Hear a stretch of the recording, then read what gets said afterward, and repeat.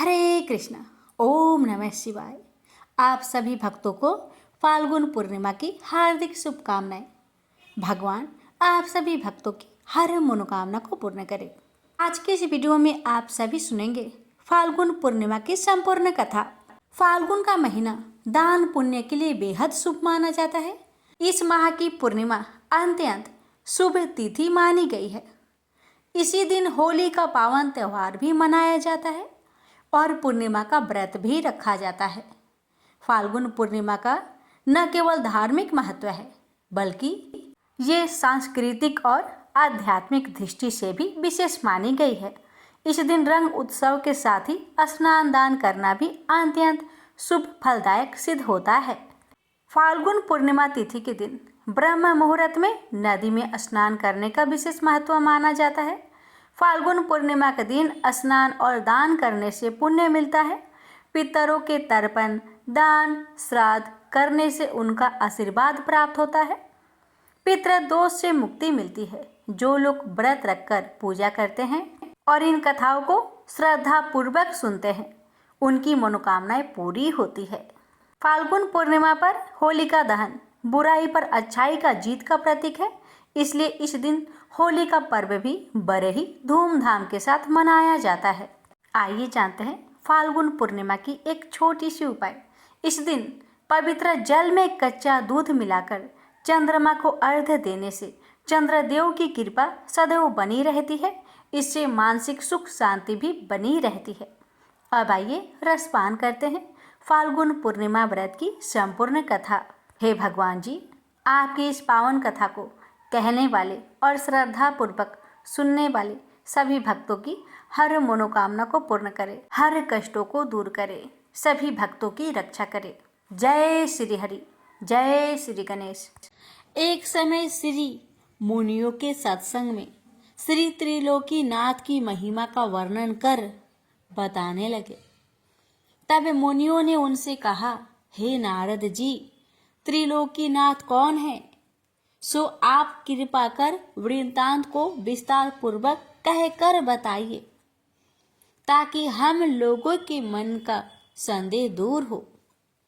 मुनियों के ऐसे प्रश्न करने पर श्री नारद जी बोले, हे मुनिगण, आपने यह प्रश्न संसार के हितार्थ किया है तो मैं भी वैसा ही वृत्तांत आप लोगों के सम्मुख कह सुनाऊंगा ताकि संसार की भलाई हो और जीव पाप कर्मों से निस्तार पावे। इतना कहकर श्री नारद बोले, एक समय भारद्वाज का पुत्र सुकेश, शिव का पुत्र सत्यकाम, गर्ग गोत्री शौर्यानी सूर्य का पोता, अश्वलायन का पुत्र कौशल्य, भृगु का पुत्र विदर्भ देशवासी केतु का पोता कुबंधी, ये ईश्वर परायण ब्रह्म विश्वासी भक्तजन पर ब्रह्मा को जानने के हेतु हाथों में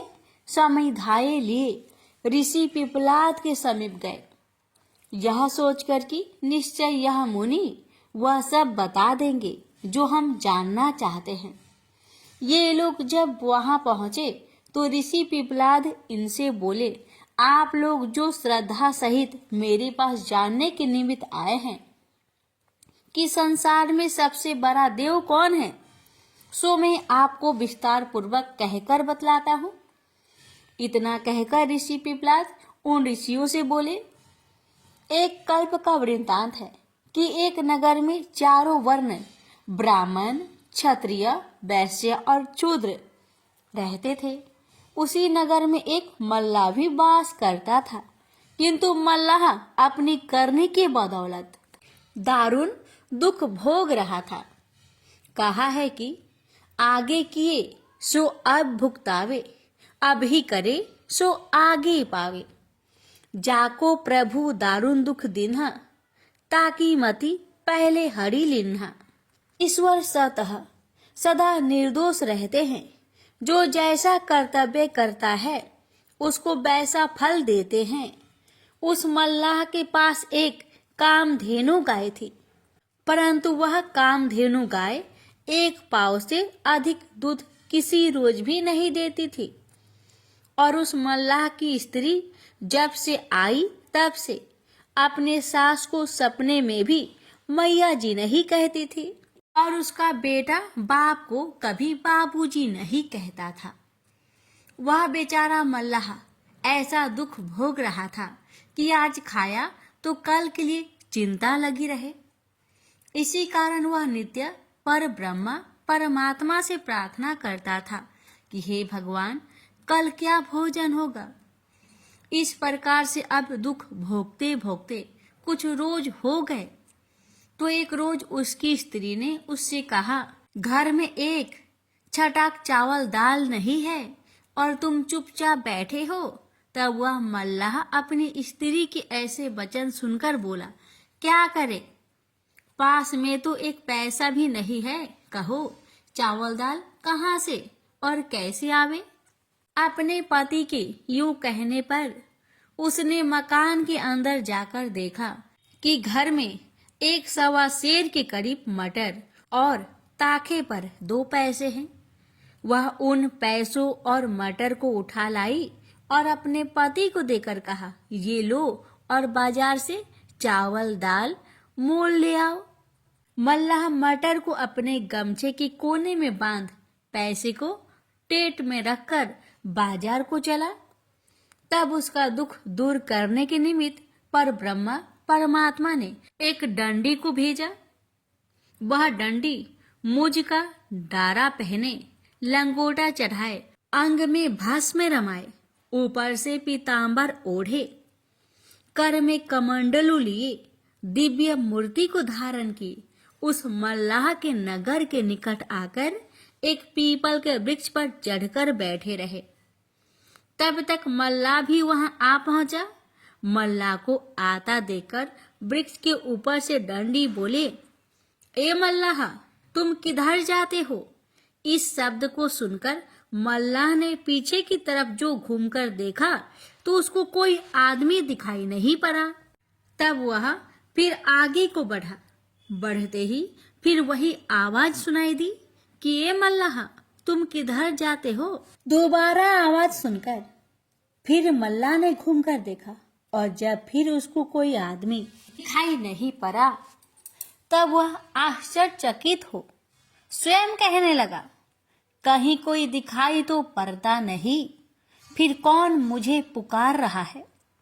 यह सोच ही रहा था कि उसकी निगाह एक बार एक पीपल के ऊपर पड़ी तो क्या देखा कि एक बड़ा तेजोबान डंडी जटा मुकुट धारण किए, पीतांबर ओढ़े, कर में कमांडलू लिए, एक पीपल की मोटी डाल पर बैठे हैं। डंडी महाराज को देखकर मल्लाह प्रणाम करके बोला, महाराज आप कौन हैं? मुझे किस लिए पुकार रहे हैं? इस दास के लिए आपकी क्या आज्ञा होती है? सेवा में यह दास हाजिर है, जो आज्ञा हो कहिए। डंडी बोली, मैं त्रिलोकी नाथ का भेजा हुआ शक्तिमान डंडी हूँ। डंडी महाराज के ऐसे वचन सुनकर मल्लाह ने बड़े हर्ष के साथ साष्टांग प्रणाम किया। मल्लाह का प्रेम देख डंडी ने प्रसन्न हो आशीर्वाद देकर पूछा, तुम कहाँ जाते हो? मल्लाह बोला, स्वामीनाथ, मैं बाजार जा रहा हूँ।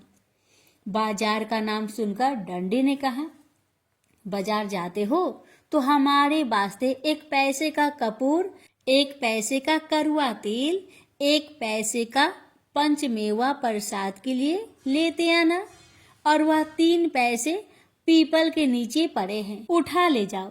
मल्लाह ने पीपल के नीचे पड़े हुए 3 पैसे उठा लिए और टेंट में रखकर डंडी से बोला, महाराज तेल किस में ले आऊंगा?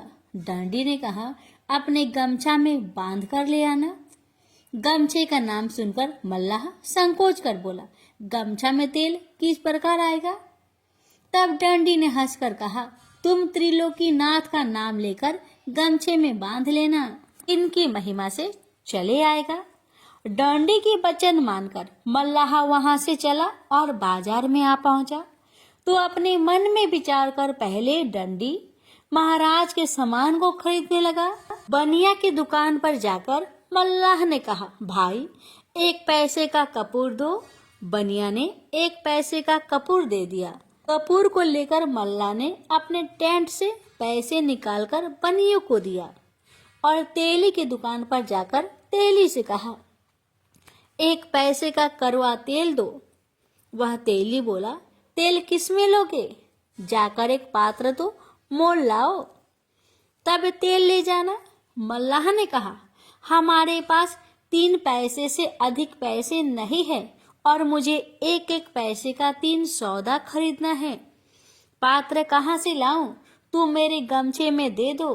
तब तेली ने हंसकर कहा, यह कैसा बेवकूफ है, कहीं तेल घी गमछा में जाता है। मल्लाह ने कहा, तुम तेल दो, मेरे त्रिलोकीनाथ की महिमा होगी तो तेल गमछा में ही चला जाएगा। यह सुनकर तेली अपने मन में कहने लगा कि देखे तो इसकी त्रिलोकीनाथ जी की कैसी महिमा है और गमछा में तेल लेकर कैसे जाता है। इतना कहकर तेली ने पैसे का तेल नाप कर दे दिया। मल्लाह ने जब गमछे में तेल ले लिया तो जैसे पुराइन के पत्र पर जल ठहर जाता है, उसी तरह गमछे में तेल त्रिलोकीनाथ की महिमा से ठहर गया। तब तेली देखकर आश्चर्यचकित हो गया। तब मल्लाह पैसे देकर पंचमेवे की दुकान पर जा पहुंचा और तेली वहां सोच संकोच में पड़ा ही रहा। इधर मल्लाह ने पंचमेवे की दुकान पर जाकर कहा, भाई 1 पैसे का पंचमेवा दे दो। मेवा वाले ने 1 पैसे का पंचमेवा दे दिया। मेवा को लेकर कपड़े में बांध टेट से 1 पैसा निकालकर मेवे वाले को मल्लाह ने दिया। वो देखता है कि 3 पैसे मेरे पास मौजूद ही है। तब तो मल्लाह बड़ा आश्चर्यचकित हुआ। फिर अपने मन में कहने लगा कि यह सब वही डंडी महाराज की माया है। अब जान पड़ता है कि ये 3 पैसे कभी कम होने वाले नहीं हैं। ऐसे अपने मन में विचार कर मल्लाह ने बड़े आनंद से 1-1 पैसे करके अपनी इच्छा अनुसार फल फूल, गंध, धूप इत्यादि वस्तुएं भी खरीद कर बड़ी सी पोटली बांध ली। इसके बाद अपना चावल दाल वगैरह सब सौदा खरीद कर बाजार से चल पड़ा। फिर भी मल्लाह के पास 3 पैसे मौजूद थे। बाजार से सौदा लेकर मल्लाह उसी पीपल के पास आ पहुंचा जहां की वह डंडी बैठे थे। सौदा लेकर आने पर डंडी ने मल्लाह से कहा, हमारे वास्ते तुम जो जो वस्तुएं लाए हो वह सब अलग अलग करके यहाँ रख दो और अपने वास्ते जो लाए हो वह अपने घर ले जाओ। मल्लाह डंडी की आज्ञा सुनकर सब सौदा खोलकर अलग अलग रखकर बोला, महाराज तेल कहाँ रखे? डंडी ने कहा, देखो वह पीपल में खोखला है, उसी खोखले को साफ करके तेल उसमें रख दो। मल्लाह खोखले को साफ कर उसमें तेल रखकर बोला, महाराज आपके 3 पैसे तो हमारे पास ज्यों के त्यों मौजूद ही है। यह सुनकर डंडी ने हंसकर कहा, तुम जहाँ से पैसे उठाकर ले गए हो वहीं उन पैसे को रख दो। मल्लाह के उसी जगह उन 3 पैसे के रख देने पर डंडी ने मल्लाह से कहा, अब तुम अपना सौदा लेकर जाओ और कल सवेरे ही अपने बंधुओं को निमंत्रण देकर कहना कि अमुक पीपल के नीचे मैं आज त्रिलोकीनाथ का पूजन और व्रत कथा को सुनूंगा। सब सज्जनों को निमंत्रण देता हूँ कि अपने बंधुओं सहित पधार कर सम्मिलित होवे।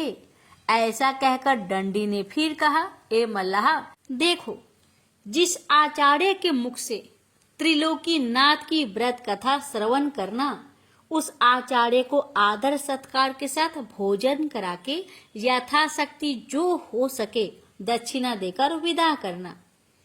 आचार्य को दान नहीं देने से कोई यज्ञ क्यों न हो, वह यज्ञ निरर्थक हो जाता है। जैसे मजदूर को बुलाकर काम करावे और मजदूरी ना दे तो वह अधर्म समझा जाता है। त्रिलोकीनाथ की कथा सुनकर अपने बंधुओं सहित प्रेम से प्रसाद को भक्षण करना चाहिए। जो कोई मनुष्य त्रिलोकीनाथ के प्रसाद को पाने में संकोच करता है, उसके ऊपर निश्चित जानो कि त्रिलोकीनाथ का कोप होता है। वह मनुष्य महान कष्ट पाता है। और जो मनुष्य त्रिलोकीनाथ का प्रसाद श्रद्धा के सहित लेकर भक्षण करता है, उसके ऊपर त्रिलोकीनाथ अवश्य प्रसन्न होकर मनसा पूरी करते हैं। इस तरह का उपदेश देकर डंडी ने मल्लाह को घर भेजा। तब मल्लाह डंडी के यहाँ से चला और अपने नगर के निकट आया तो उसका लड़का उसको आते देख बाबूजी बाबूजी कहते हुए उसके पास आकर मिठाई मांगने लगा। लड़के को बाबूजी कहते हुए सुनकर मल्लाह अपने दिल में खुश होकर कहने लगा कि आज तक तो कभी भी मेरे लड़के ने मुझे बाबूजी नहीं कहा। आज क्या बात है कि बड़े प्रेम के साथ बाबूजी कहते हुए मेरे पास दौड़े आया। लड़के की बात पर मल्लाह चकित हो प्रेम के सहित लड़के को घर ले चला। उसकी स्त्री ने जब देखा कि मेरा पति एक बड़ा सा गट्टर लिए आ रहा है, तो दौड़ती हुई अपनी सास के पास जा कहने लगी कि मैया जी, आज न जाने कहाँ से स्वामीनाथ एक बड़ी भारी गठरी लिए आते हैं। यह सुनकर उसकी सास बहुत आश्चर्यचकित हो कहने लगी कि आज तक तो सिखलाने पर भी बहू कभी मैया जी मुझे नहीं कहती थी, परंतु आज क्या बात है कि मैया जी कह रही है। बहू की बात पर वह विचार कर ही रही थी कि इतने में मल्लाह अपने लड़के सहित गट्ठर लिए मकान में आ पहुंचा। गट्ठर को देखकर उसकी माता बोली, बेटा तुम यह गट्ठर कहाँ से उठा लाए? माता की ऐसी बात सुनकर मल्लाह ने सारा हाल कह सुनाया। जब सवेरा हुआ तो उसकी माता, स्त्री और पुत्र तीनों उस पीपल के पास गए। जाकर डंडी जी को प्रणाम किया। डंडी ने तीनों को बड़ी प्रसन्नता से आशीर्वाद देते हुए कहा कि तुम लोग यहाँ की जमीन साफ सुथरी कर तैयार कर दो। तब वे तीनों डंडे के कहने के मुताबिक वहां की जमीन साफ करने लगे। इधर मल्लाह अपने बंधु बांधवों तथा नगर के सब लोगों को कथा सुनने के निमित्त निमंत्रण देकर पीपल के पास जा पहुंचा। जब निमंत्रण देकर मल्लाह चला गया तो किसी आदमी ने एक पंडित से पूछा, महाराज त्रिलोकीनाथ नाम के कौन देवता है? तब पंडित जी बोले, 3 लोक 14 भुवन के मालिक त्रिलोकीनाथ है। यह सुनकर सभी लोग श्रद्धा सहित त्रिलोकीनाथ की कथा सुनने के निमित्त उस पीपल के पास पहुंचे और डंडी ने मल्लाह से कहा, तुम जल्दी से स्नान करके प्रसाद को स्वच्छ करो। डंडी की कथा अनुसार मल्लाह स्नान वगैरह सब विधि से पवित्र होकर प्रसाद को विधि पूर्वक स्वच्छ किया। तब फिर डंडी ने कहा कि चौका चंदन करके प्रसाद को 3 भागों में पृथक पृथक रखो और लोटे में जल भरकर उसमें 1 पैसा और 1 सुपारी डालो। उसके ऊपर आम का पल्लव देकर 3 बत्ती का दीपक कड़वे तेल का जला दो और कपूर की आरती कर आसन लगाकर बैठो और प्रेम के सहित श्री त्रिलोकीनाथ का सदुपदेश सुनो। दंडी महाराज की बात सुनकर मल्लाह बोला, स्वामीनाथ हमारे पास सुपारी, पैसा, तेल और कपूर कुछ भी नहीं है। यह सब विधि कैसे करे? आपकी आज्ञा हो तो बाजार से जाकर मोल लाए। तब डंडी ने कहा, कल जो हमारे निमित्त सब सामान बाजार से मोल लाए हो, वह सब सामान वहीं रखा है, उसको लेकर विधि करो। और जो तुम्हारे पास सुपारी नहीं है तो 3 पैसे बाजार से लौटाकर लाए हो, वे पैसे भी पड़े हैं। उनमें से पैसे लेकर 1 पैसा सुपारी के बदले और 1 पैसा कलश में पड़ना चाहिए अतः 2 पैसे कलश में छोड़ दो। तब उस मल्लाह ने डंडी महाराज की आज्ञा अनुसार वैसा ही किया एवं संपूर्ण विधि हो जाने पर डंडी ने कहा, ए मल्लाह, जो मनुष्य अपने बंधु बांधव आदि को बुलाकर श्रद्धा के सहित श्री त्रिलोकीनाथ का सदुपदेश सुनता है, वह अपने कुल परिवार सहित पाप कर्मों से छुटकारा पाकर मुक्त हो जाता है। इतना कहकर डंडी महाराज त्रिलोकीनाथ का सदुपदेश श्रवण करने लगा। डंडी महाराज बोले, हे मल्लाह, 3 लोक, 14 भुवन, 7 खंड, 9 द्वीप से सबसे बड़े देव त्रिलोकीनाथ है। जैसे महर्षि कहे गए हैं कि सुरपुर, नरपुर, नागपुर तीनों पुर में आया है। भजन करो भाई आधरा, क्यों तुम धर्म में भुलाया है। अंडज, पिंडज, स्वदज, उभिदज, जंगम, अस्थावर आदि सब जीवों में जिसकी सत्ता समा रही है, उसी प्रभु का नाम त्रिलोकीनाथ है, सत्यनारायण स्वामी है, जो सारे संसार के पालन पोषण करता और हरता है। इन्होंने अपनी इच्छा के अनुसार सारे संसार को रचा है और वह पर ब्रह्मा परमात्मा अजर अमर अनादि और अनजन्मा है। उनका कभी नाश नहीं होता और ना वे जन्म ही लेते हैं।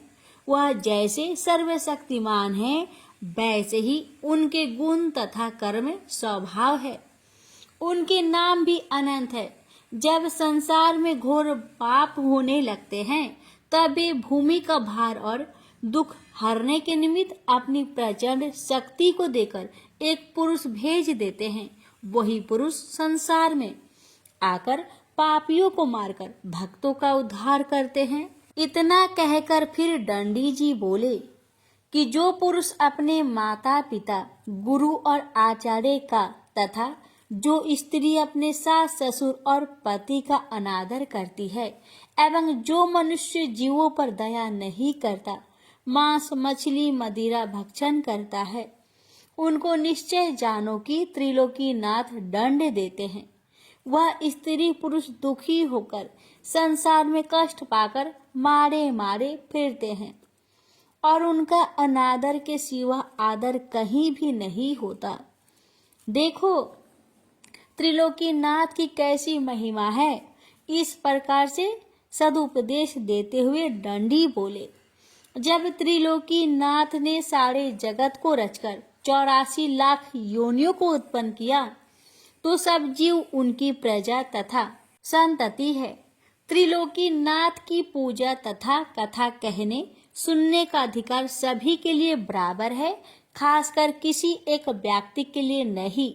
जो सारे जगत को खिलाता है, वह खाने के लिए किसी दूसरे के आश्रय पर नहीं बैठा रहता। वह खाता भी है और नहीं भी खाता है।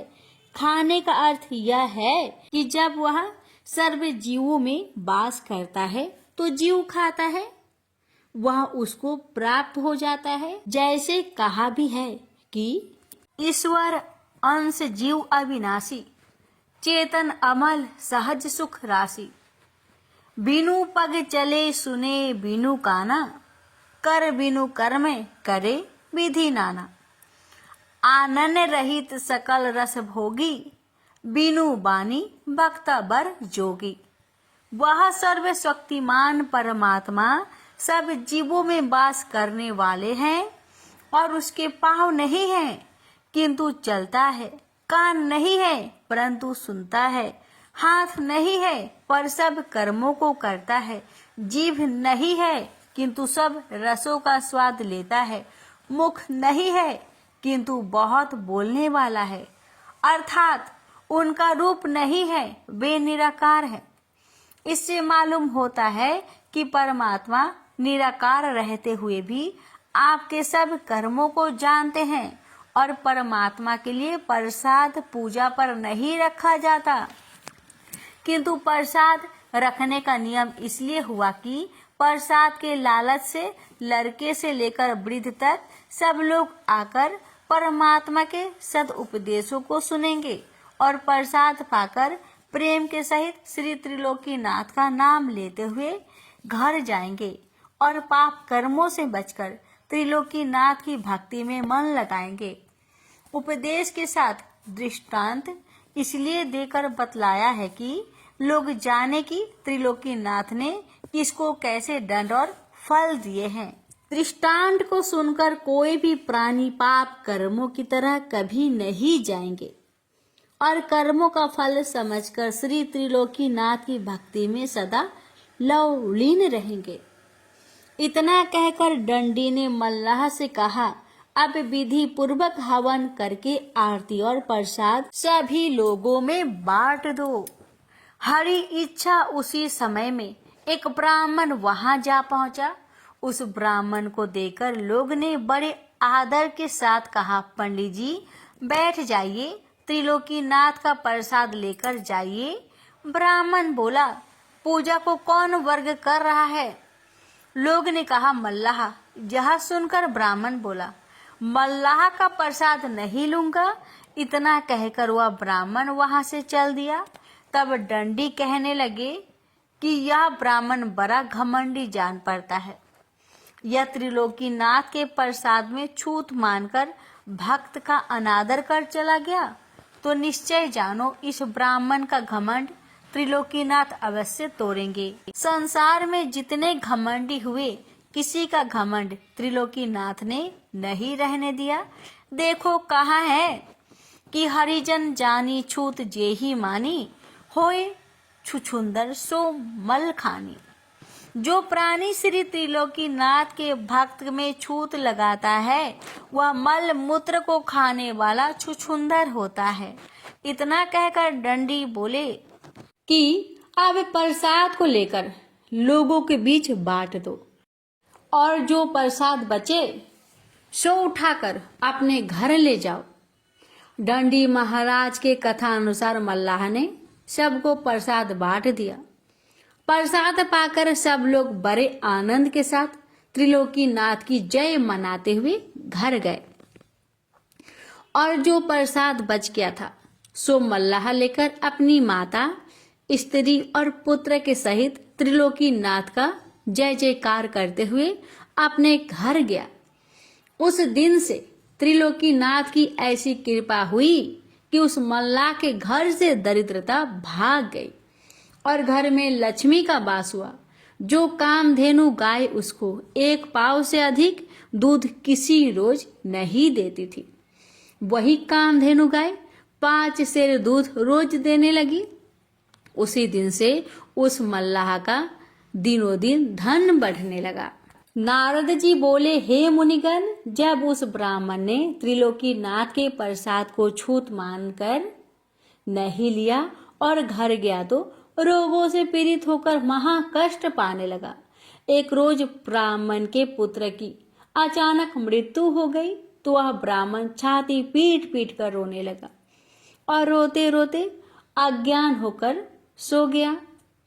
तब उस ब्राह्मण के हृदय में त्रिलोकीनाथ ने घोषित किया कि हे ब्राह्मण, तू बड़ा घमंडी है। उस दिन मेरे प्रसाद में छूत लगाकर मेरे भक्त का अनादर कर चला आया, यह उसी का दंड मिल रहा है।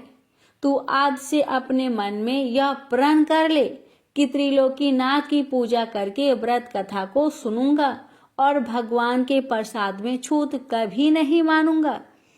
तेरा कल्याण होगा और बेटा जीवित हो जाएगा, नहीं तो तू समझ ले कि तेरा सर्वनाश हो जाएगा। जो प्राणी त्रिलोकीनाथ के प्रसाद को छूत समझकर नहीं लेता है, वह महाकष्ट को पाता है और उसके धन जन का नाश हो जाता है। भगवान के प्रसाद में कभी छूत नहीं लगाना चाहिए। प्रसाद को श्रद्धा के सहित ले लेना चाहिए। पीछे पान करे अथवा किसी दूसरे व्यक्ति को दे दे। प्रसाद में जो छूत मानता है उसके ऊपर त्रिलोकीनाथ का बड़ा भारी कोप होता है। जब इस तरह की घोषणा उस ब्राह्मण के हृदय में हुई तो वह ब्राह्मण चौंक कर उठ बैठा और उस मल्लाह का प्रसाद न लेने की उसे याद हुई तो वह अपने मन में कहने लगा कि मैंने उस दिन मल्लाह समझकर त्रिलोकीनाथ का प्रसाद नहीं लिया था, उसका दंड मुझको अब मिल रहा है। यह समझकर भयभीत होकर त्रिलोकीनाथ की पूजा कथा सुनने का प्रण करके आराधना की तो उसका पुत्र जिंदा हो गया। पुत्र को जिंदा पाकर वह बहुत खुश हुआ और सवेरे ही उठकर त्रिलोकीनाथ की पूजा और कथा की तैयारी कर मन में विचार किया कि पूजा की विधि तो मुझे मालूम नहीं है, मैं पूजा कैसे करूंगा। यह विचार कर वह ब्राह्मण घर से चला तो पीपल के पास गया जहाँ की मल्लाह ने पूजा की थी। वहां जाकर ब्राह्मण ने देखा कि पीपल के ऊपर डंडी बैठे हैं। डंडी को देखते ही उसने प्रणाम किया। डंडी ने पूछा, कहो ब्राह्मण कैसे आए हो। ब्राह्मण बोला, महाराज मुझे त्रिलोकीनाथ का पूजन करना है और कथा सुननी है, लेकिन उसकी विधि मुझे मालूम नहीं है, आप कृपा कर मुझे बता दीजिए। डंडी बोले, उसी मल्लाह के पास तुम जाओ, वह सब विधि तुमको बता देगा। ब्राह्मण ने कहा, महाराज वह मल्लाह कहाँ रहता है, मुझे मालूम नहीं है। डंडी ने कहा कि वह इसी नगर में रहता है। डंडी के कहने पर ब्राह्मण उस नगर में गया और लोगों से पूछकर मल्लाह के पास जाकर कहा, हे भाई मुझे त्रिलोकीनाथ की पूजा करनी है, सो उसकी विधि क्या है बतला दो। यह सुनकर उस मल्लाह ने पूजा की सारी विधि बतला दी। विधि को सुनकर ब्राह्मण ने कहा, ए भाई तुम कृपा कर मेरे साथ चलो, बिना तुम्हारे गए ठीक नहीं होगा। ब्राह्मण की यह बात सुनकर मल्लाह उसके साथ उस पीपल के पास आया और डंडी को प्रणाम किया। तब डंडी ने पूछा, कहो मल्लाह किस लिए आए हो। मल्लाह ने कहा, महाराज इनको त्रिलोकीनाथ की पूजा करनी है, सो पूजा की विधि बतलाने के वास्ते मुझे बुला लाए हैं। डंडी ने कहा, अच्छा जाओ और सब विधि करा दो।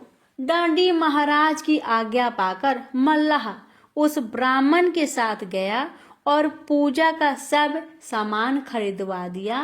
तब ब्राह्मण ने त्रिलोकीनाथ के कोप का सारा हाल अपने भाई बंधुओं को कहा और सबको निमंत्रण देकर बुलाया। त्रिलोकीनाथ की कथा सुनने के लिए सब लोग श्रद्धा सहित अपने बंधुओं को साथ आए। इधर मल्लाह ने पूजा की संपूर्ण विधि जब ब्राह्मण को बतला दी तो ब्राह्मण विधि पूर्वक पूजा करके आचार्य के मुख से कथा को श्रवण करने लगा। कथा समाप्त हो जाने पर कपूर की आरती की और सबके बीच प्रसाद बांटा। प्रसाद पाकर लोग त्रिलोकीनाथ का जय जयकार करते हुए अपने अपने घर गए। तब ब्राह्मण ने आचार्य को आदर सत्कार के सहित भोजन कराकर यथाशक्ति दान देकर विदा किया। उसके बाद मल्लाह को भी बड़ी श्रद्धा के सहित प्रसाद देकर विदा किया। उसी दिन से त्रिलोकीनाथ की महिमा संसार में प्रचलित हुई और घर घर में पूजा कथा होने लगी और त्रिलोकीनाथ सबको मनवांछित फल देने लगे। जो प्राणी श्रद्धा के सहित त्रिलोकीनाथ की पूजा करता है उनकी मनसा त्रिलोकीनाथ अवश्य पूरी करते हैं। इस तरह से त्रिलोकीनाथ की अद्भुत महिमा विस्तार पूर्वक नारद जी ने मुनियों से कह सुनाई। यह कथा सुनकर मुनिगण बड़े प्रसन्न हुए और अपने अपने धाम को चले गए। फिर नारद जी ब्रह्मलोक को चले गए। प्रेम से बोलिए त्रिलोकीनाथ भगवान की जय। हे त्रिलोकीनाथ भगवान, आपकी इस पावन कथा को जो भी भक्त श्रद्धा और भक्ति के साथ पूरा सुने उसके हर कष्ट को दूर करे, उसकी हर मनोकामना को पूर्ण करे। जय हो त्रिलोकीनाथ भगवान जी की जय। अब आइए भक्तों, हम रसपान करेंगे माँ लक्ष्मी जी की परकटे की कथा। कहते हैं कि फाल्गुन पूर्णिमा के दिन ही समुद्र मंथन के दौरान इसी तिथि पर महालक्ष्मी जी प्रकट हुई थी। तो आइए श्रवण करते हैं समुद्र मंथन की लक्ष्मी जी की परकटे की कथा। एक बार की बात है, शिव जी के दर्शन के लिए दुर्वासा ऋषि अपने शिष्यों के साथ कैलाश जा रहे थे। मार्ग में उन्हें देवराज इंद्र मिले। इंद्र ने दुर्वासा ऋषि और उनके शिष्य को भक्ति पूर्वक प्रणाम किया। तब दुर्वासा ने इंद्र को आशीर्वाद देकर विष्णु भगवान का पारिजात पुष्प प्रदान किया। इंद्र आसन के गर्भ से चूर इंद्र ने उस पुष्प को अपने ऐरावत हाथी के मस्तक पर रख दिया। उस पुष्प का स्पर्श होते ही ऐरावत सहसा विष्णु भगवान के समान तेजस्वी हो गया। उसने इंद्र का परित्याग कर दिया और उस दिव्य पुष्प को कुचलते हुए वन की ओर चला गया। इंद्र द्वारा भगवान विष्णु के पुष्प का तिरस्कार होते देखकर दुर्वासा ऋषि के क्रोध की सीमा न रही। उन्होंने देवराज इंद्र को श्री लक्ष्मी से हीन हो जाने का श्राप दे दिया। दुर्वासा मुनि के श्राप के फलस्वरूप लक्ष्मी उसी क्षण स्वर्गलोक को छोड़कर अदृश्य हो गई। लक्ष्मी के चले जाने से इंद्र आदि देवता निर्बल और श्रीहीन हो गए। उनका वैभव लुप्त हो गया। इंद्र को बलहीन जानकर दैत्यों ने स्वर्ग पर आक्रमण कर दिया और देवगण को पराजित करके स्वर्ग के राज्य पर अपनी परचम पहरा दिया। तब इंद्र ने देवगुरु बृहस्पति और अन्य देवताओं के साथ ब्रह्मा जी की सभा में उपस्थित हुए। तब ब्रह्मा जी बोले, देवेंद्र, भगवान विष्णु के भोग रूपी पुष्प का अपमान करने के कारण रुष्ट होकर भगवती लक्ष्मी तुम्हारे पास से चली गई है। उन्हें पुनः प्रसन्न करने के लिए तुम भगवान नारायण की कृपा दृष्टि प्राप्त करो। उनके आशीर्वाद से तुम्हें खोया वैभव पुनः मिल जाएगा। इस प्रकार ब्रह्मा जी ने इंद्र को आश्वस्त किया और उन्हें लेकर भगवान विष्णु की शरण में पहुँचे। वहाँ पर ब्रह्मा भगवान विष्णु भगवती लक्ष्मी के साथ विराजमान थे। देवगण भगवान विष्णु की स्तुति करते हुए बोले, भगवान, आपके श्री चरणों में हमारा बारंबार प्रणाम। भगवान, हम सब जिस उद्देश्य से आपकी शरण में आए हैं, कृपा करके आप उसे पूरा कीजिए। दुर्वासा ऋषि के श्राप के कारण माता लक्ष्मी हमसे रूठ गई है और दैत्य ने हमें पराजित कर स्वर्ग पर अधिकार कर लिया है। अब हम आपकी शरण में हैं, हमारी रक्षा कीजिए। भगवान विष्णु त्रिकालदर्शी हैं। वे पल भर में ही देवताओं के मन की बात जान गए। तब वे देवगण से बोले, देवगण, मेरी बात ध्यानपूर्वक सुने, क्योंकि केवल यही तुम्हारे कल्याण का उपाय है। दैत्यों पर इस समय काल की विशेष कृपा है, इसलिए जब तक तुम्हारे उत्कर्ष और दैत्यों के पतन का समय नहीं आता, तब तक तुम उनसे संधि कर लो। क्षीर सागर के गर्भ में अनेक दिव्य पदार्थों के साथ साथ अमृत भी छिपा है। उसे पीने वाले के सामने मृत्यु भी पराजित हो जाती है। इसके लिए तुम्हें समुद्र मंथन करना होगा। यह कार्य अत्यंत दुष्कर है, अतः इस कार्य में दैत्यों से सहायता लो। कूटनीति भी यही कहती है कि आवश्यकता पड़ने पर शत्रुओं को भी मित्र बना लेना चाहिए। तत्पश्चात अमृत पीकर अमर हो जाओ, तब दुष्ट दैत्य भी तुम्हारा अहित नहीं कर सकेंगे।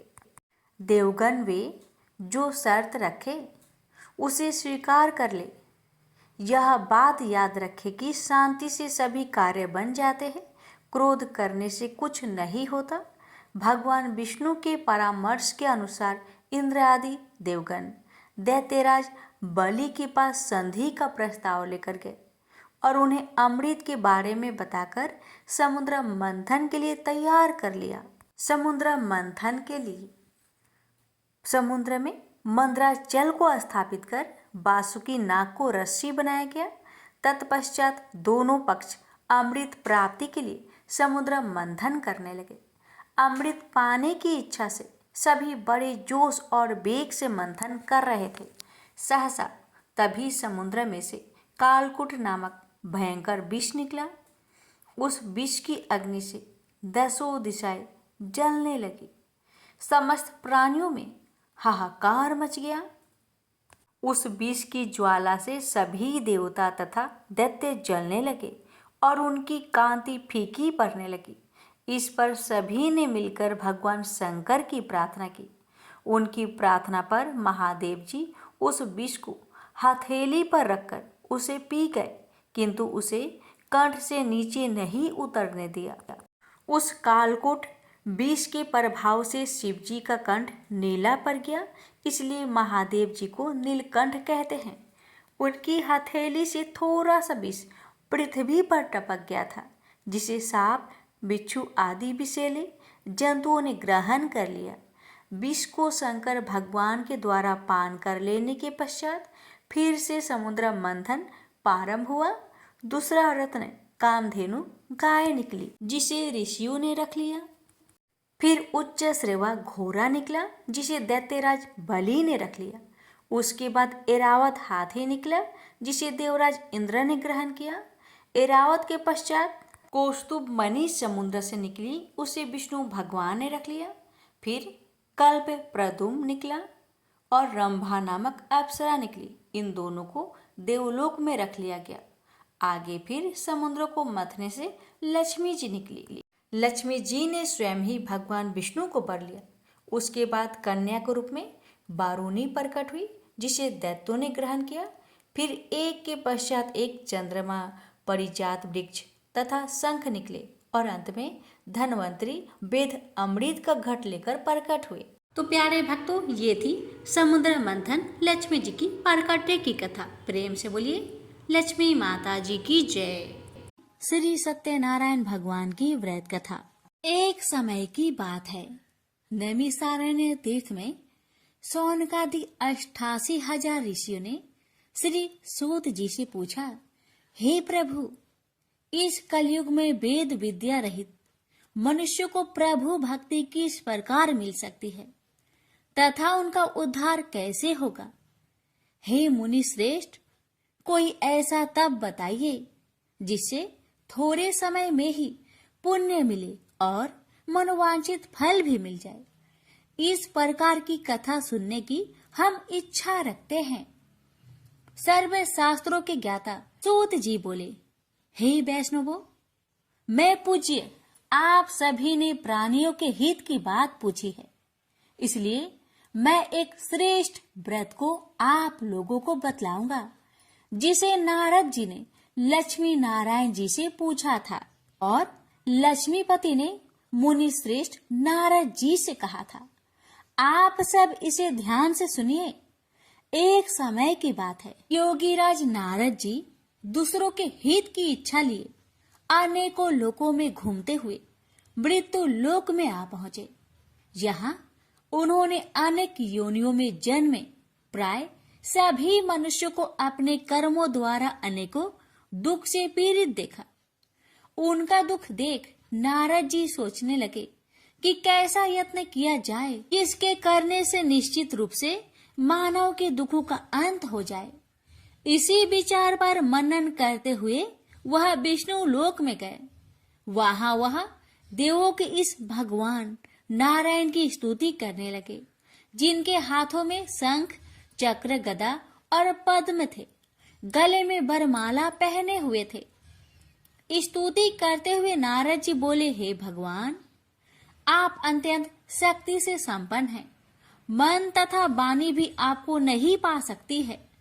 आपका यदि मध्य तथा अंत नहीं है, निर्गुण स्वरूप सृष्टि के कारण भक्तों के दुख को दूर करने वाले, आपको मेरा नमस्कार है। नारद जी की स्तुति सुन विष्णु भगवान बोले, हे मुनि श्रेष्ठ, आपके मन में क्या बात है? आप किस काम के लिए पधारे हैं, उसे निसंकोच कहो। इस पर नारद मुनि बोले कि मृत्यु लोक में अनेक योनियों में जन्मे मनुष्य अपने कर्मों के द्वारा अनेकों दुख से दुखी हो रहे हैं। हे नाथ, आप मुझ पर दया रखते हैं तो बताइए कि वो मनुष्य थोड़े प्रयास से ही अपने दुखों से कैसे छुटकारा पा सकते हैं। श्री हरि बोले, हे नारद, मनुष्य की भलाई के लिए तुमने बहुत ही अच्छी बात पूछी है, जिसके करने से मनुष्य मोह से छूट जाता है। वह बात मैं कहता हूँ, उसे सुनो। स्वर्ग लोक व मृत्यु लोक दोनों में एक दुर्लभ उत्तम व्रत है जो पुण्य देने वाला है। आज प्रेम वश होकर मैं उसे तुमसे कहता हूँ। श्री सत्यनारायण भगवान का यह व्रत अच्छी तरह विधान पूर्वक करके मनुष्य तुरंत ही यहाँ सुख भोग कर मरने पर मोक्ष पाता है। श्री हरि के वचन सुन नारद जी बोले कि उस व्रत का फल क्या है और उसका विधान क्या है। यह व्रत किसने किया था, इस व्रत को किस दिन करना चाहिए, सभी कुछ विस्तार से बताए। नारद की बात सुनकर श्री हरि बोले, दुख व शोक को दूर करने वाला यह व्रत सभी स्थानों पर विजय दिलाने वाला है। मानव को भक्ति व श्रद्धा के साथ शाम को श्री सत्यनारायण की पूजा धर्म में परायण होकर ब्राह्मणों व बंधुओं के साथ करनी चाहिए। भक्ति भाव से ही नैवेद्य केले का फल, घी, दूध और गेहूं का आटा सवाया ले। गेहूं के स्थान पर साठी का आटा, शक्कर तथा गुड़ लेकर वह सभी भक्षण योग्य पदार्थों को मिलाकर भगवान का भोग लगाए। ब्राह्मणों सहित बंधु बांधवों को भी भोजन कराए। उसके बाद स्वयं भोजन करे और भजन कीर्तन के साथ भगवान की भक्ति में लीन हो जाए।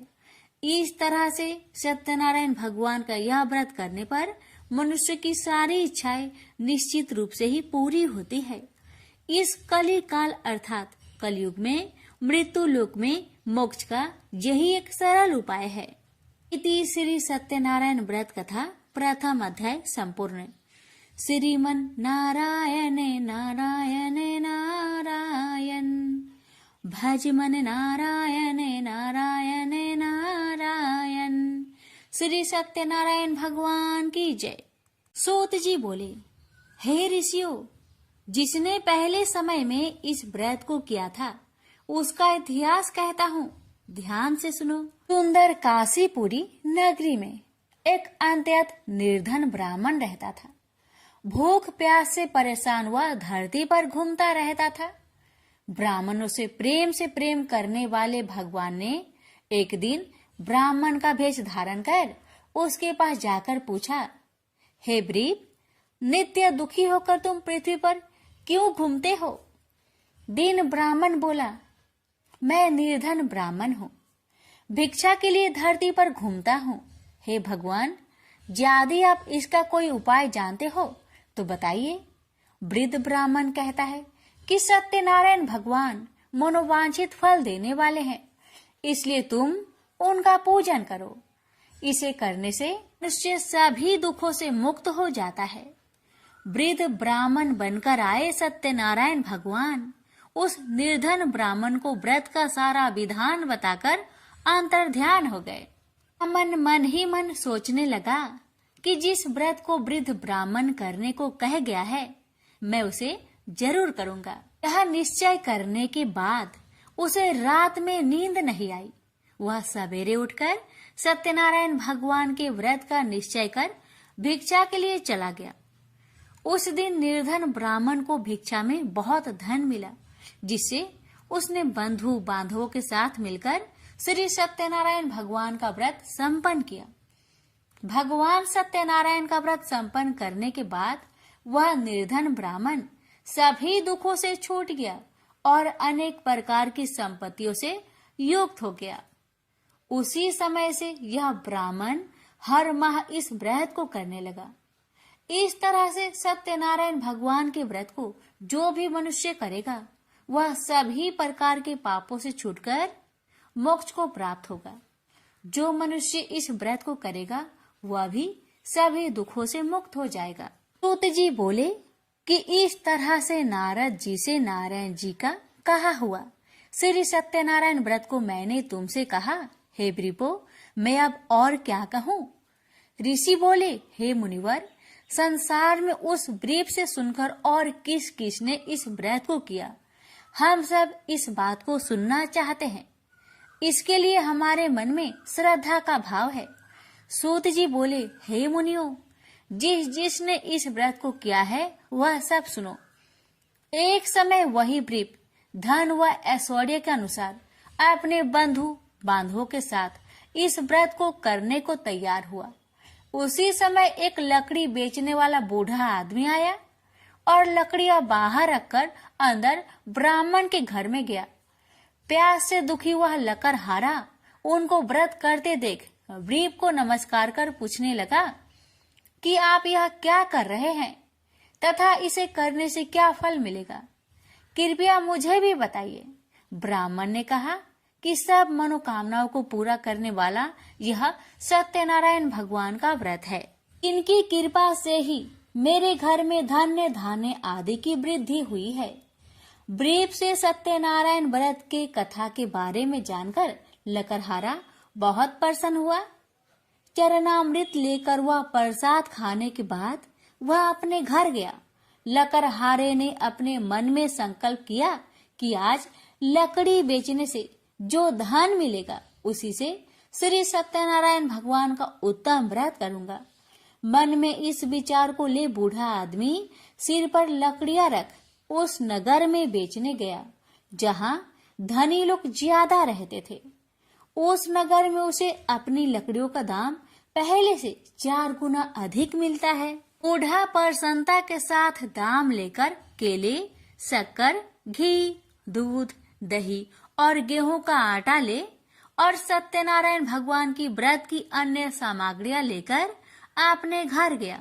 वहां उसने अपने बंधु बांधवों को बुलाकर विधि विधान से सत्यनारायण भगवान का पूजन और व्रत किया। इस व्रत के प्रभाव से वह बूढ़ा लकड़हारा धन पुत्र आदि से युक्त होकर संसार के समस्त सुख भोग अंत काल में बैकुंठ धाम को चला गया। इति श्री सत्यनारायण व्रत कथा 2 अध्याय संपूर्ण। श्रीमन नारायणे नारायणे नारायणे भज मन नारायणे नारायणे नारायणे। श्री सत्यनारायण भगवान की जय। सूत जी बोले, हे श्रेष्ठ मुनियों, अब आगे की कथा कहता हूँ। पहले समय में उल्कामुख नाम का एक बुद्धिमान राजा था। वह सत्य वक्ता और जितेंद्रिय था। प्रतिदिन देव स्थानों पर जाता और निर्धनों को धन देकर उनके कष्ट दूर करता था। उसकी पत्नी कमल के समान मुख वाली तथा सती साध्वी थी। भद्रशिला नदी के तट पर उन दोनों ने श्री सत्यनारायण भगवान का व्रत किया। उसी समय साधु नाम का एक वैश्य आया। उसके पास व्यापार करने के लिए बहुत सा धन भी था। राजा को व्रत करते देखकर वह विनय के साथ पूछने लगा, हे राजन, भक्ति भाव से पूर्ण होकर आप यह क्या कर रहे हैं? मैं सुनने की इच्छा रखता हूँ, तो आप मुझे बताए। राजा बोले, हे साधु, अपने बंधु बांधवों के साथ पुत्र आदि की प्राप्ति के लिए एक महाशक्तिमान श्री सत्यनारायण भगवान का व्रत व पूजन कर रहा हूँ। राजा के वचन सुन साधु आदर से बोला, हे राजन, मुझे इस व्रत का सारा विधान कहिए। आपके कथा अनुसार मैं भी इस व्रत को करूंगा। मेरी भी संतान नहीं है और इस व्रत को करने से निश्चित रूप से मुझे संतान की प्राप्ति होगी। राजा से व्रत का सारा विधान सुनकर व्यापार से निवृत्त हो वह अपने घर गया। साधु वैश्य ने अपनी पत्नी को संतान देने वाले इस व्रत का वर्णन कह सुनाया और कहा कि जब मेरी संतान होगी तब मैं इस व्रत को करूंगा। साधु ने इस तरह के वचन अपनी पत्नी लीलावती से कहे। एक दिन लीलावती पति के साथ आनंदित हो सांसारिक धर्म में प्रवृत्त होकर सत्यनारायण भगवान की कृपा से गर्भवती हो गई। 10वें महीने में उसके गर्भ से एक सुंदर कन्या ने जन्म लिया। दिनों दिन वह ऐसे बढ़ने लगी जैसे कि शुक्ला पक्ष का चंद्रमा बढ़ता है। माता पिता ने अपनी कन्या का नाम कलावती रखा। एक दिन लीलावती ने मीठे शब्दों में अपने पति को याद दिलाया कि आपने सत्यनारायण भगवान के जिस व्रत को करने का संकल्प किया था उसे करने का समय आ गया है। आप इस व्रत को करिए। साधु बोला कि हे प्रिय, इस व्रत को मैं उसके विवाह पर करूंगा। इस प्रकार अपनी पत्नी को अवशासन देकर वह नगर को चला गया। कलावती पिता के घर में रह वृद्धि को प्राप्त हो गई। साधु ने एक बार नगर में अपनी कन्या को सखियों के साथ देखा तो तुरंत ही दूत को बुलवाया और कहा कि मेरी कन्या की योग वर देखकर आओ। साधु की बात सुनकर दूत कंचन नगर में पहुंचा और वहां देखभाल कर लड़की के सुयोग बनिक पुत्र को ले आया। सुयोग लड़के को देख साधु ने बंधु बांधवों को बुलाकर अपनी पुत्री का विवाह कर दिया। लेकिन दुर्भाग्य की बात ये कि साधु ने अभी भी श्री सत्यनारायण भगवान का व्रत नहीं किया। इस पर श्री भगवान क्रोधित हो गए और श्राप दिया कि साधु को अत्यधिक दुख मिले। अपने कार्य में कुशल साधु बनिया जमाई को लेकर समुद्र के पास स्थित होकर रत्नासारपुर नगर में गया। वहां जाकर दामाद ससुर दोनों मिलकर चंद्रकेतु राजा के नगर में व्यापार करने लगे। एक दिन भगवान सत्यनारायण की माया से एक चोर राजा का धन चुराकर भाग रहा था। उसने राजा के सिपाहियों को अपना पीछा करते देख चुराया हुआ धन वहां रख दिया जहां साधु अपने जामाई के साथ ठहरा हुआ था। राजा के सिपाहियों ने साधु वैश्या के पास राजा का धन पड़ा देखा तो वह ससुर जामाई दोनों को बांधकर प्रसन्नता से राजा के पास ले गए और कहा कि उन दोनों चोरों को हम पकड़ लाए हैं, आप आगे की कार्रवाई की आज्ञा दे। राजा की आज्ञा से उन दोनों को कठिन कारावास में डाल दिया गया और उनका सारा धन भी उनसे छीन लिया गया। श्री सत्यनारायण भगवान के श्राप से साधु की पत्नी भी बहुत दुखी हुई। घर में जो धन रखा था उसे चोर चुरा ले गए। शारीरिक तथा मानसिक पीड़ा व भूख प्यास से अति दुखी हो अन्न की चिंता में कालावती के ब्राह्मण के घर गई। वहां उसने श्री सत्यनारायण भगवान का व्रत होते देखा। फिर कथा भी सुनी। वह प्रसाद ग्रहण कर वह रात को घर वापस आई। माता ने कलावती से पूछा कि हे पुत्री, अब तक तुम कहाँ थी, तेरे मन में क्या है? कलावती ने अपने माता से कहा, हे माता, मैंने एक ब्राह्मण के घर में श्री सत्यनारायण भगवान का व्रत देखा है। कन्या के वचन सुन लीलावती भगवान की पूजन की तैयारी करने लगी। लीलावती ने परिवार व बंधुओं सहित सत्यनारायण भगवान का पूजन किया और उनसे वर मांगा कि मेरे पति तथा जमाई शीघ्र घर आ जाए। साथ ही यह भी प्रार्थना की कि हम सबका अपराध क्षमा करे। श्री सत्यनारायण भगवान इस व्रत से संतुष्ट हो गए और राजा चंद्रकेतु को सपने में दर्शन दे कहा कि हे राजन, तुम उन दोनों वेश्या को छोड़ दो और तुमने उनका जो धन लिया है उसे वापस कर दो। अगर ऐसा नहीं किया तो मैं तुम्हारा धन, राज्य व संतान सभी को नष्ट कर दूंगा। राजा को यह सब कहकर वह अंतर्ध्यान हो गए। अतः काल सभा में राजा ने अपना सपना सुनाया। फिर बोले कि बानिक पुत्र को कैद से मुक्त कर सभा में लाओ। दोनों ने आते ही राजा को प्रणाम किया। राजा मीठी बानी से बोला, हे महानुभावों, भाग्यवश ऐसा कठिन दुख तुम्हें प्राप्त हुआ है, लेकिन अब तुम्हें कोई भय नहीं है। ऐसा कह राजा ने उन दोनों को नए वस्त्र भूषण भी पहनाए और जितना धन उनका लिया था उससे 2 गुना धन वापस कर दिया। दोनों वेश्या अपने घर को चल दिए। श्री सत्यनारायण व्रत कथा का 3रा अध्याय संपूर्ण। श्रीमन नारायण नारायण नारायण, भज मन नारायण नारायण नारायण। श्री सत्यनारायण भगवान की जय।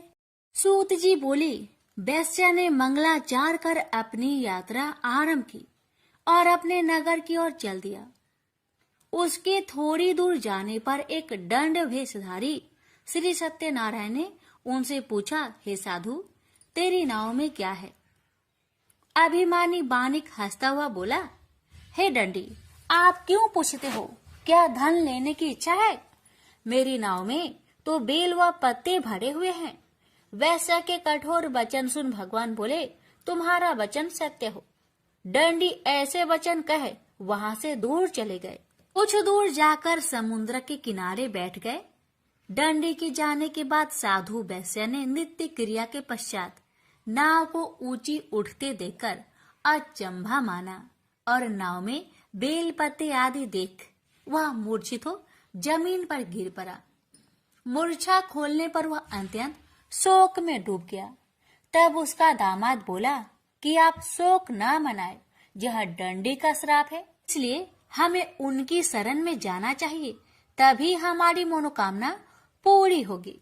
दामाद की बात सुनकर वह डंडी के पास पहुंचा और अत्यंत भक्ति भाव नमस्कार करके बोला, मैंने आपसे जो असत्य वचन कहे थे उनके लिए मुझे क्षमा दे। ऐसा कहकर महान शोकातुर हो रोने लगा। डंडी भगवान बोले, हे बानिक पुत्र, मेरी आज्ञा से बार बार तुम्हें दुख प्राप्त हुआ है, तू मेरी पूजा से विमुख हुआ। साधु बोला, हे भगवान, आपकी माया से ब्रह्मा आदि देवता भी आपके रूप को नहीं जानते, तब मैं अज्ञानी कैसे जान सकता हूँ। आप प्रसन्न होइए, अब मैं सामर्थ्य के अनुसार आपकी पूजा करूंगा। मेरी रक्षा करो और पहले के समान नौका में धन भर दो। साधु वैश्य के भक्ति पूर्वक वचन सुनकर भगवान प्रसन्न हो गए और उसकी इच्छा अनुसार वरदान देकर अंतर्ध्यान हो गए। ससुर जमाई जब नाव पर आए तो नाव धन से भरी हुई थी। फिर वही अपने अन्य साथियों के साथ सत्यनारायण भगवान का पूजन कर अपने नगर को चल दिए। जब नगर के नजदीक पहुंचे तो दूत को घर पर खबर करने के लिए भेज दिया। दूत साधु की पत्नी को प्रणाम कर कहता है कि मालिक अपने दामाद सहित नगर के निकट आ गए हैं। दूत की बात सुन साधु की पत्नी लीलावती ने बड़े हर्ष के साथ सत्यनारायण भगवान का पूजन कर अपनी पुत्री कलावती से कहा कि मैं अपने पति के दर्शन को जाती हूँ, तू कार्य पूर्ण कर शीघ्र आ जाना। माता के ऐसे वचन सुन कलावती जल्दी में प्रसाद छोड़ अपने पति के पास चली गई। प्रसाद की अवज्ञा के कारण श्री सत्यनारायण भगवान रुष्ट हो गए और नाव सहित उसके पति को पानी में डुबो दिए। कलावती अपने पति को वहां ना पाकर रोती हुई जमीन पर गिर गई।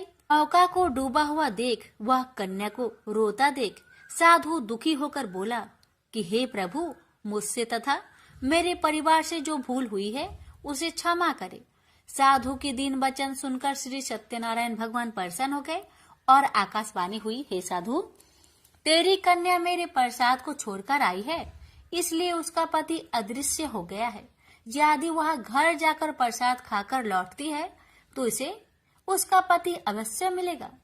ऐसी आकाशवाणी सुन कलावती घर पहुंचकर प्रसाद खाती है और फिर आकर अपने पति के दर्शन करती है। उसके बाद साधु अपने बंधु बांधवों सहित श्री सत्यनारायण भगवान का विधि विधान से पूजन करता है। इस लोक का सुख भोग वह अंत में स्वर्ग जाता है। इति श्री सत्यनारायण व्रत कथा चतुर्थ अध्याय संपूर्ण। श्रीमन नारायणे नारायणे नारायणे भज मन नारायणे नारायणे नारायण। श्री सत्यनारायण भगवान की जय। श्री सूत जी बोले, हे ऋषियों, मैं और भी एक कथा सुनाता हूँ, उसे भी ध्यान पूर्वक सुनो। प्रजा पालन में लीन तुंगध्वज नाम का एक राजा था। उसने भी भगवान का प्रसाद त्याग कर बहुत ही दुख प्राप्त किया। एक बार वन में जाकर वन्य पशुओं को मारकर वह बर के पेड़ के नीचे आया। वहां उसने ग्वालों को भक्ति भाव से अपने बंधुओं सहित सत्यनारायण भगवान का पूजन करते देखा। अभिमान बस राजा ने उन्हें देखकर भी पूजा स्थान में नहीं गया, न ही उसने भगवान को नमस्कार किया। ग्वालों ने राजा को प्रसाद दिया, लेकिन उसने वह प्रसाद नहीं खाया और प्रसाद को वहीं छोड़कर वह अपने नगर को चला गया। जब वह नगर में पहुंचा तो वहां सब कुछ तहस नहस हुआ पाया, तो वह शीघ्र ही समझ गया कि यह सब भगवान ने ही किया है। वह दोबारा ग्वालों के पास पहुंचा और विधि पूर्वक पूजा कर प्रसाद खाया। तो श्री सत्यनारायण भगवान की कृपा से सब कुछ पहले जैसा हो गया। दीर्घ काल तक सुख भोगने के बाद मरोना उपरांत उसे स्वर्ग लोक की प्राप्ति हुई। तो मनुष्य परम दुर्लभ इस व्रत को करेगा तो भगवान सत्यनारायण की अनुकंपा से उसे धन्य धान्य की प्राप्ति होगी। निर्धन धनी हो जाता है और भय मुक्त हो जीवन जीता है। संतानहीन मनुष्य को संतान सुख मिलता है और सारे मनोरथ पूर्ण होने पर मानव अंत काल में वैकुंठ धाम को जाता है। सूत जी बोले, जिन्होंने पहले इस व्रत को किया है अब उनके दूसरे जन्म की कथा कहता हूँ। वृद्ध संतानंद ब्राह्मण ने सुदामा का जन्म लेकर मोक्ष की प्राप्ति की। लकरहारे ने अगले जन्म में निषाद बनकर मोक्ष प्राप्त किया। उल्कामुख नाम का राजा दशरथ होकर बैकुंठ को गए। साधु नाम के वैश्य ने मोर ध्वज बनकर अपने पुत्र को आरे से चीरकर मोक्ष पाया। महाराज तुंग ध्वज ने स्वयंभू होकर भगवान में भक्ति युक्त हो कर्म कर मोक्ष पाया। श्री सत्यनारायण व्रत कथा का 5वां अध्याय संपूर्ण हुआ। श्रीमन नारायण नारायण नारायण भज मन नारायण नारायण नारायण। श्री सत्यनारायण भगवान की जय। एक बार गणेश जी एक बहुत सुंदर गांव से गुजर रहे थे।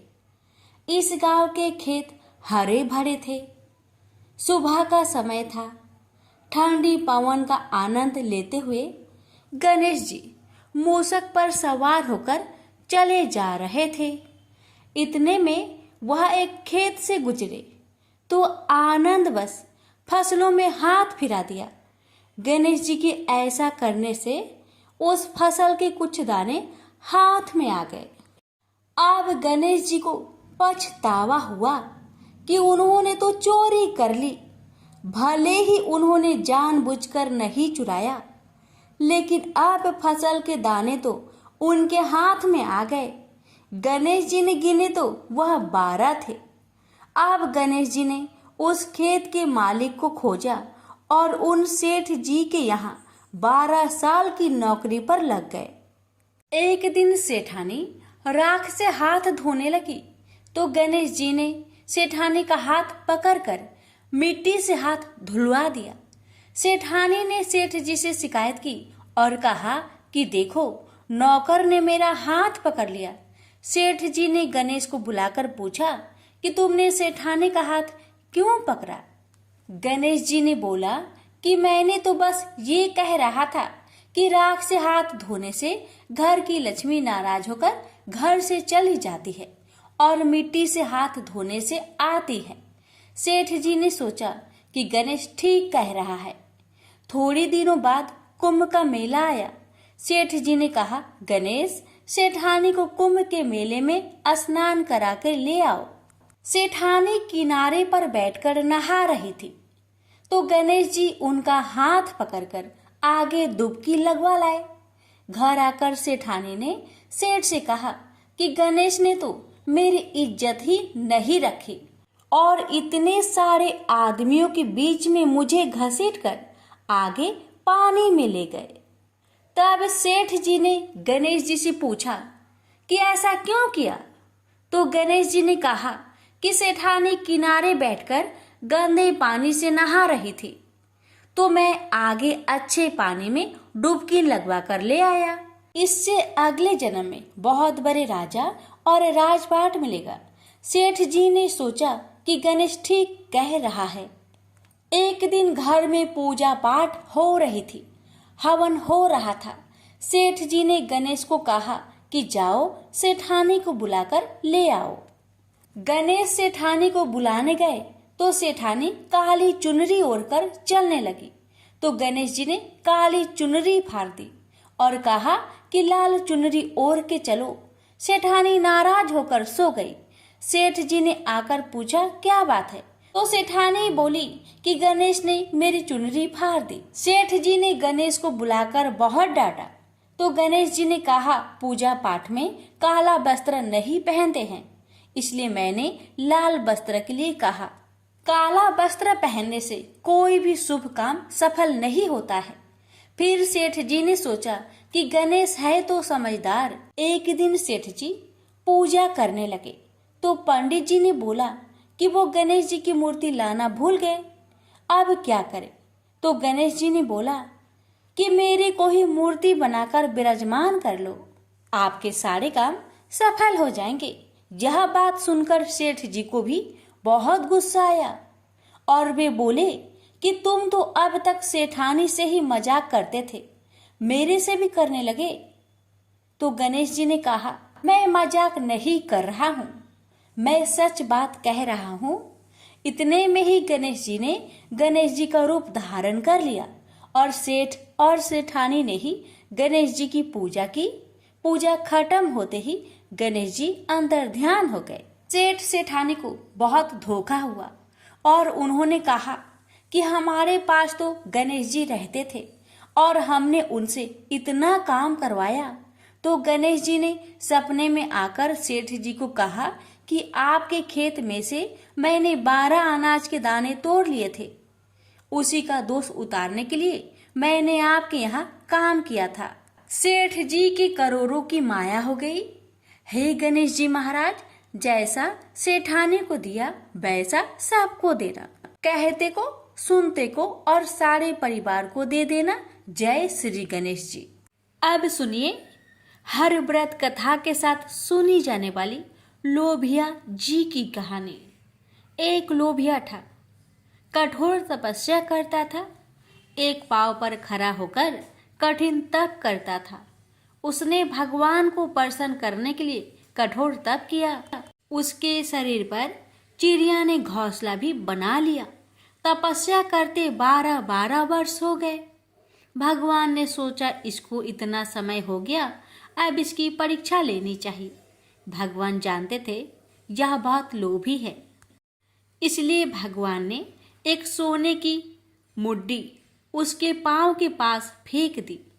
तब लोभिया की नजर उस मुड्डी पर पड़ी तो उसने मुड्डी पांव के नीचे दबा ली। भगवान की माया से भला लौ बचा है।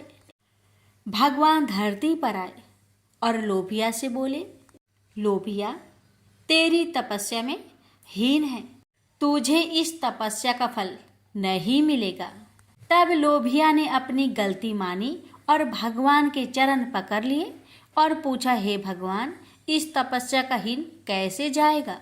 तब भगवान जी को उस पर दया आ गई और उन्होंने कहा, यदि रोटी बनाकर आखिरी रोटी कुत्ते की नहीं बनाई तो फल तुझे मिलेगा, जिमाकर दक्षिणा नहीं दी तो फल तुझे मिलेगा। सब कहानी कथा सुनकर तेरी कहानी नहीं सुनी तो फल तुझे मिलेगा। तभी से सभी व्रत की कहानी सुनने के बाद लोभिया जी की कहानी सुनी जाती है। प्रेम से बोलिए हरे कृष्णा।